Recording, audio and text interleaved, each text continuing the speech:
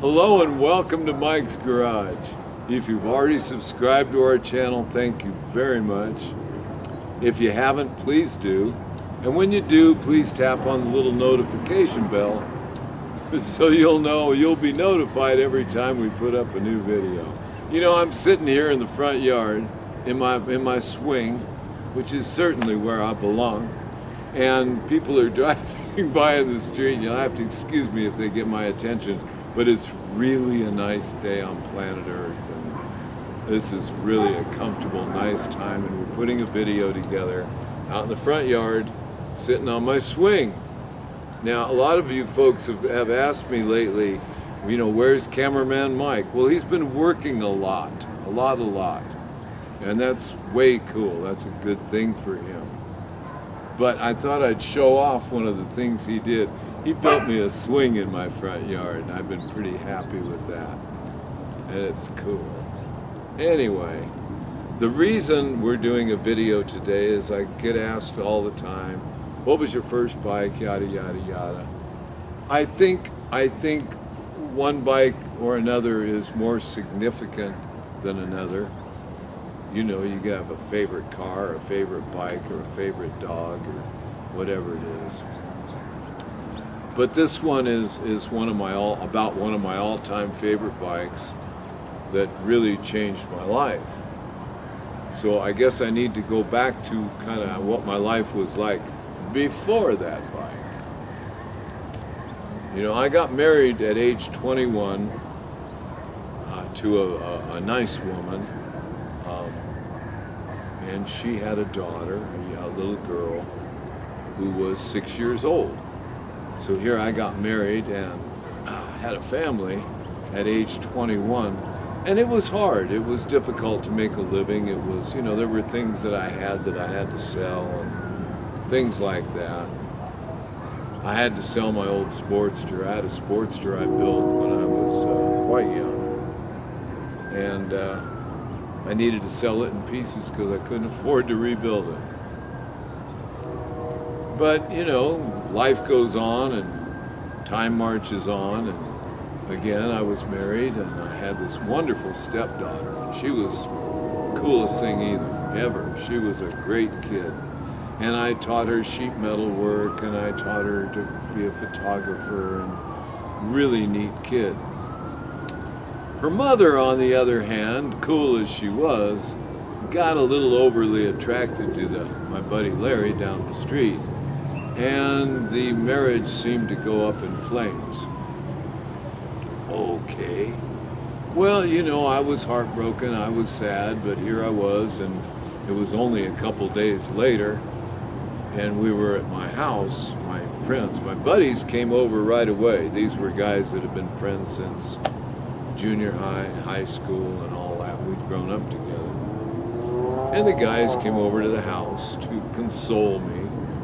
They were all split up with their wives, so we seemed like we had something in common more than ever. Anyway, so they were sitting around the dining room table one night. Sitting around is only, like I said, she'd only been gone for a few days. And my friend Alan was sitting there. Now, Alan had gone to school and he'd become a lawyer, a real up and legitimate attorney, big one. Anyway, he gets out his briefcase and he opens it up and he takes out some of these real official looking papers and proceeds to start writing my divorce for me. Okay, I guess somebody's got to do it. Might as well be Alan. He's better at it than anybody. So he's sitting here doing this thing. And gee, you know, I don't know exactly how it came about, but the other guys are sitting there and they're saying, hey, you know, it's pretty rough. I guess it's time. What are you going to do now? I said, what am I going to do about what? Well, you're ready to buy another bike, aren't you? Wow, another bike. I couldn't quite believe it. I mean, it's like here I was sitting here. One minute I was like really broken up over this divorce. The next minute the guys are saying, you're going to buy another motorcycle? Well, I can't afford a bike. What do you mean you can't afford a bike? I don't have any money. That means I can't afford anything. Well, but a bike, you know, if you had the money, what is it you would buy? Well, if I could find one, because these are pretty hard to find, it'd be a 65 electric glide. A 65 electric glide. Now, whoever's watching, I don't know, some of you know bikes and some of you don't, but a 65 electric glide Harley is the last year Panhead and the first year electric start. And I just thought it'd be way cool to have one of those. Made my heart get started and everything thinking about it. Anyway, these two guys that were sitting at the table that were old buddies of mine, they got up and walked out.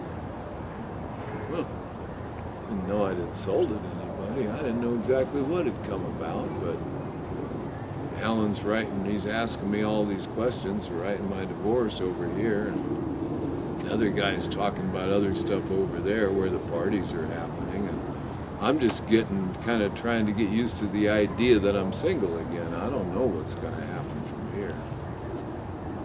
Well, about an hour later, the guys come back that had kind of taken off without, you know, like notifying me of anything. And they're kind of grinning and chuckling and shucking and jiving, and I'm going, yeah, what? You know, like what are we talking about here? What are you guys talking about? Seems they turned up a 65 electric glide. Odd thing to come up with on a whatever night it was. But they did. They came up with a 65 Pan. And it seems that this guy that I knew, he was an old cop actually, and he had built this thing, and fresh motor, fresh everything, and takes off on a ride with another buddy of ours to Monterey, and he had forgotten to tighten the primary chain adjusting shoe. Well, it came loose on Highway 1 somewhere up near Monterey and bent the transmission main shaft and shattered the pieces in there. The clutch was scattered, the primary chain was broken, the inner primary covers, both inner and outer, were broken. And he'd scrounged up all the parts for it, he just hadn't gotten around to putting it back together again. $1,400. Now granted, that was a long time ago, but that was at the time a lot of money for me. I didn't have any money, remember? $1,400. Well, I told the guys it wasn't going to happen and all that, and they left. And first thing in the morning, I called up Household Finance and asked for my old buddy Matt. Hello, Matt, how you doing? Well, hello, Mike, haven't heard from you in a while. How you doing? Yada, yada, the usual stuff, you know. He says, what can I do for you? I said, well, I need a loan. He said, I'm not loaning you money for a motorcycle. I said, who said anything about a motorcycle? He said, look, good news travels fast. Your old lady left, and now you're here to borrow money. What does that sound like to you? I said, well, I'm a fine, upstanding citizen. I need some home improvements. I mean, I need home improvements like anybody else. He says, well, home improvements. You need $1,400 to improve your home. I said, yep, that's just what I need exactly. I need $1,400. He says, $1,400. He says, I told you, I'm not loaning you money to buy a motorcycle. This is for home improvements. He says, okay, then what do you have to use as collateral? I said, you've been in my house before.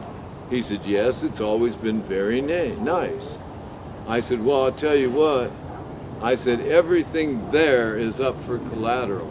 I figured if I got me a motorcycle like I wanted, I really didn't care what went on at home because I wasn't going to be there. He says, well, I'll tell you what, come on down and I'll have a check ready for you. So I went and I got that $1,400. And about an hour or two later, my buddies showed up with the bike, and they brought it in the back of my buddy Ron's El Camino. And they set it down and said, well, you got quite a project here. 2 weeks from the day, I fired it up.